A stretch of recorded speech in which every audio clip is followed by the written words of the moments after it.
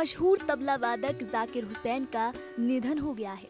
आज की सुबह जब सभी के कानों में ये खबर पड़ी तो देश का हर चेहरा मायूस सा हो गया।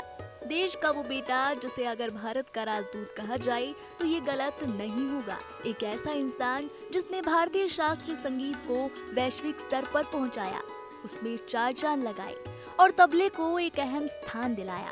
आज उसी तबले के महान वादक जाकिर हुसैन ने देश को अलविदा कह दिया। एक हफ्ता पहले ही जाकिर हुसैन को अमेरिका के सैन फ्रांसिस्को के अस्पताल में भर्ती कराया गया था। उस समय उनकी तबीयत बेहद नाजुक बताई जा रही थी। देर रात उनके भांजे अमीर औलिया ने सोशल मीडिया पर पोस्ट कर लिखा था कि उस्ताद जाकिर हुसैन की सलामती की दुआ करें, और फिर उसके कुछ घंटों बाद ही खबर आ गई कि उस्ताद जाकिर अब इस दुनिया में नहीं रहे। तबले की थाप का जादू और वहाँ ताज का वो दृश्य आज भी लाखों लोगों के दिलों में ताजा है और ऐसा लगता है कि मानो अभी ही देखा हो। लेकिन वो चमकता हुआ सितारा अब आसमान में कहीं गुमसा हो गया है। जाकिर हुसैन का जन्म 9 मार्च 1951 को मुंबई में हुआ था। उन्हें 1988 में पद्मश्री, 2002 में पद्म भूषण और 2023 में पद्म विभूषण से सम्मानित किया गया। इसी के साथ जाकिर हुसैन 3 बार ग्रैमी अवार्ड भी जीत चुके हैं। उनके पिता उस्ताद अल्लाह रखा कुरैशी एक प्रसिद्ध तबला वादक थे और उनकी मां का नाम बीबी बेगम था। जाकिर हुसैन ने अपनी पढ़ाई मुंबई के महिम स्थित सेंट माइकल स्कूल से की और ग्रेजुएशन सेंट जेवियर्स कॉलेज से। जब वे 12 साल के थे तो अपने पिता के साथ उन्हें एक कॉन्सर्ट में जाने का मौका मिला, जहां उन्हें पंडित रविशंकर, उस्ताद अली अकबर खान, बिस्मिल्लाह खान, पंडित शांता प्रसाद और पंडित किशन महाराज से मिलने का मौका मिला। ये मौका उनके लिए बेहद खास था।